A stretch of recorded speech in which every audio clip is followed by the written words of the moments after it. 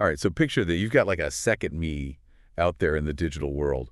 An AI that remembers everything you've ever done online. Oh, wow. Not just like your passwords, Yeah.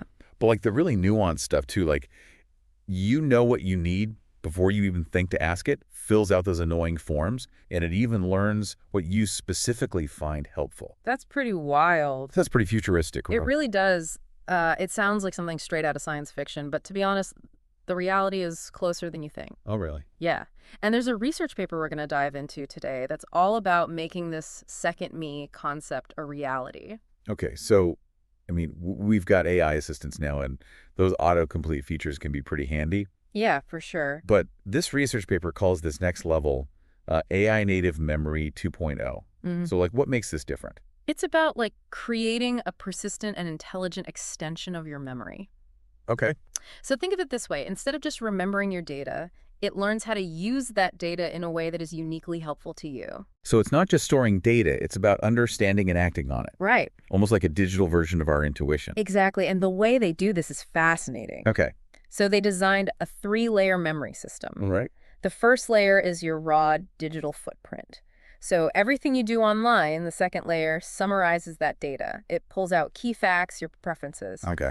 Think of it as a well-organized library of you. All right, so that's pretty cool. But where does the AI part actually come in? My computer already remembers my passwords. What makes this different? Yeah, so the magic happens in the third layer, what they call AI native memory. AI native memory. Yeah, this is where a powerful language model comes in. And not just any language model, it's trained using a technique called preference optimization. Preference optimization. Yeah. Okay, that sounds intense. What does that even mean?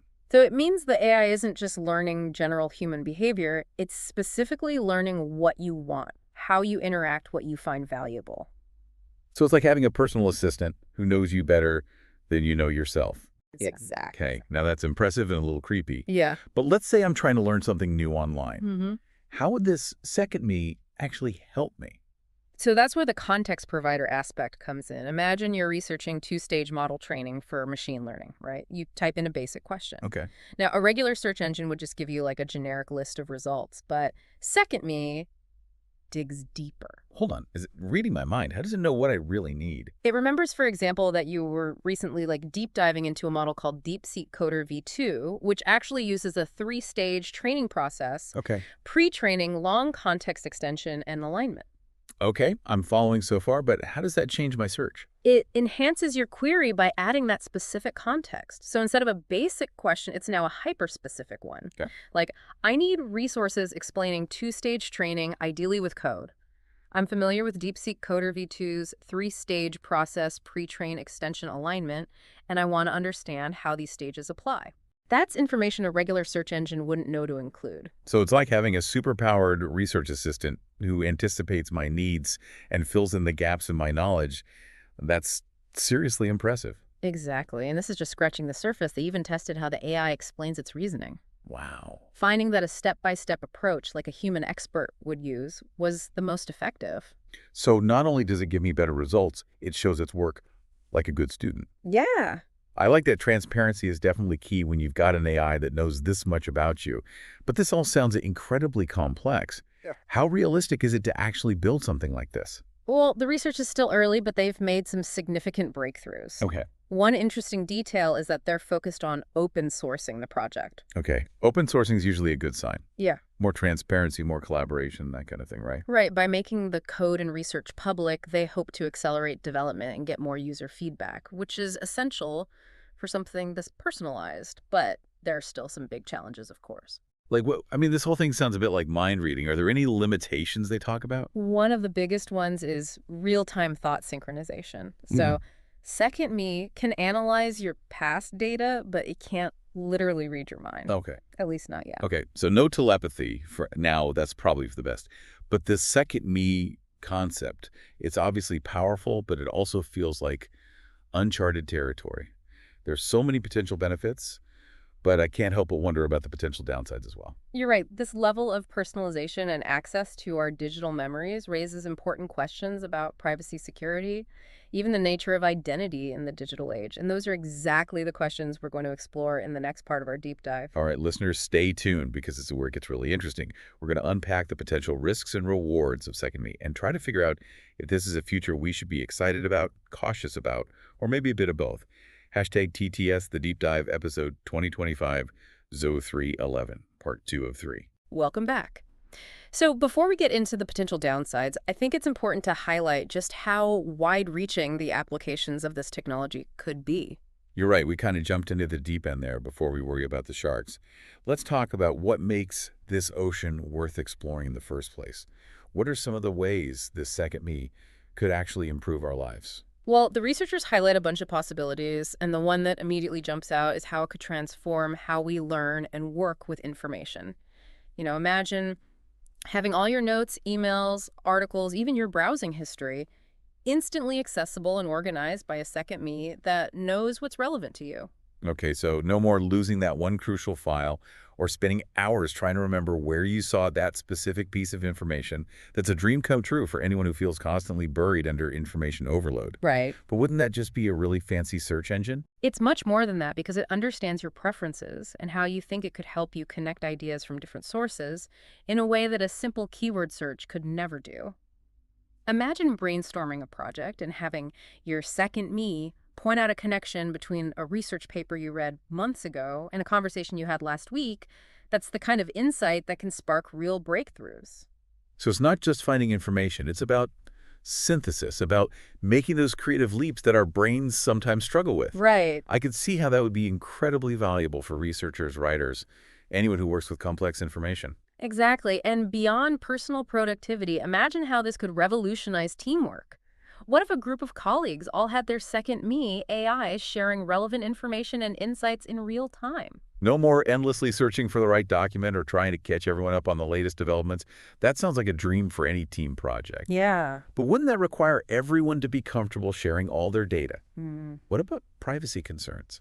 That's a great point, and it leads us back to those potential downsides we were talking about before we need to really consider those privacy implications. Yeah. User control and data ownership are absolutely paramount. They propose a system where you're in complete control deciding what gets shared and with whom. So it's not about some central AI controlling everything. It's about giving individuals the power to manage their own Second Me, kind of like choosing who you friend on social media. That's a good analogy, and this concept of individual control is essential when you think about the potential for misuse. We've talked about the benefits for things like education and healthcare, but imagine if a company or a government tried to access your Second Me without your consent. That's where things get a bit dystopian. Yeah, the potential for surveillance and manipulation is definitely a concern. It feels like we're walking a tightrope here. Incredible possibilities on one side, serious risks on the other. How do we ensure that this technology gets used responsibly? That's the million-dollar question, and there are no easy answers. The researchers talk about the importance of transparency and ethical development, but ultimately it's going to require a societal conversation. We need to figure out what safeguards we want to put in place before this technology becomes widely available. So it's not just a technical challenge, it's a social and ethical one as well. We need to figure out what kind of future we want to build with this technology. Exactly. It's like we're standing at a fork in the road. One path leads to a future where Second Me empowers individuals, helps us solve problems, and creates a more equitable world. The other path leads to a future where it's used for control, surveillance, and exploitation. Okay, those are two very different paths. But let's assume for a moment that we can navigate those ethical challenges. Yeah. Let's talk about the potential benefits in more detail. You mentioned education and healthcare. How could Second Me revolutionize those fields? Imagine a world where every student has access to a personalized AI tutor that adapts to their learning style, remembers their strengths and weaknesses, and helps them learn at their own pace. That's amazing. No more one-size-fits-all. Learning when every student gets the individualized support they need to succeed. What about healthcare? How could Second Me change the way we manage our health? Think about it. Your Second Me could track your health data, remind you to take your medications, even help you communicate with your doctor more effectively. It could be like having a personal health advocate by your side 24/7. So instead of feeling overwhelmed by complex medical information, you'd have a trusted AI guide to help you navigate the healthcare system. That would be a game changer, especially for people with chronic conditions. Exactly. And these are just a few examples. The potential applications are truly vast, from personal productivity to scientific discovery to even creative arts. Okay, my mind is officially blown. This second me concept has the potential to be incredibly disruptive in so many positive ways. Yeah. But I keep coming back to those potential downsides. How do we ensure that this technology doesn't get used for malicious purposes? That's where things get tricky. We need to think about safeguards at multiple levels. Technically, we need to build in strong privacy controls and ensure that users have complete ownership of their data. So it's about building ethical considerations into the technology itself, not just hoping for the best. Exactly, but it also goes beyond technology. We need clear regulations and legal frameworks to prevent misuse and hold those who violate those rules accountable. So it's a combination of technological safeguards and social responsibility. Right, and it's going to require a lot of open discussion and debate. We need to engage with diverse voices and perspectives to figure out how to harness the power of this technology for good while mitigating the potential risks. This is definitely a lot to unpack, and I'm sure our listeners have a lot of questions and thoughts about this. But before we open the floor to those questions, let's take a step back and talk about the philosophical implications of Second Me. This technology raises some fundamental questions about what it means to be human in a world where our memories and experiences can be extended and shared with AI. That's where things get really interesting. If we have these AI extensions of ourselves out there in the world interacting on our behalf, does that change who we are? Or does it blur the lines between human and machine in ways that we haven't even considered yet? Those are big questions and ones that we'll need to grapple with as this technology becomes more sophisticated. But before we get too philosophical, let's take a quick break. When we come back, we'll explore those questions in more depth and try to make sense of what Second Me could mean for the future of humanity. Hashtag TTS The Deep Dive, episode 2025-0311, part 3 of 3. Welcome back, listeners. We've been exploring this idea of Second Me, an AI that acts as an extension of our memory, and things have gotten pretty mind-bending. Yeah, they have. We've gone from the technical details to the potential benefits and risks, and now we're getting into some really deep questions about what this technology could mean for humanity as a whole. All right, it's like we're on the verge of something truly revolutionary, but also a little bit unsettling. If we can have AI that knows us this well, that can learn and adapt to our individual preferences, does that change what it means to be human?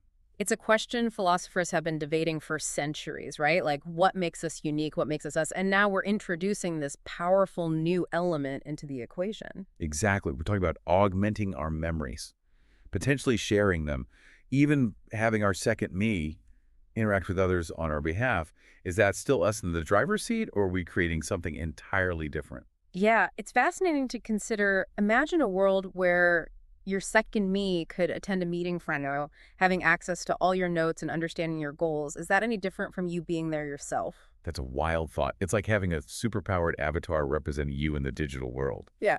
But if that avatar is making decisions based on its understanding of you, are those your decisions or its decisions? Where do we draw the line? And it gets even more complex when you think about the potential for these second me AIs to interact with each other.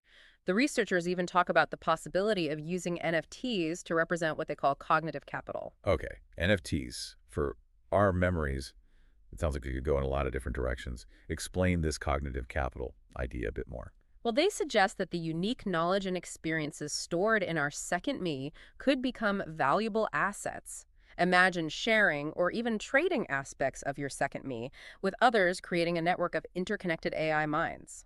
That's both amazing and kind of terrifying, right? On the one hand, it could lead to incredible breakthroughs in collaboration and knowledge sharing, but it also raises questions about ownership and control over our own memories. Absolutely, and it brings up those ethical concerns we've been talking about. Who would have access to this network? What safeguards would be in place to prevent misuse? It feels like we're just scratching the surface of what's possible with this technology, both in terms of the potential benefits and the potential risks.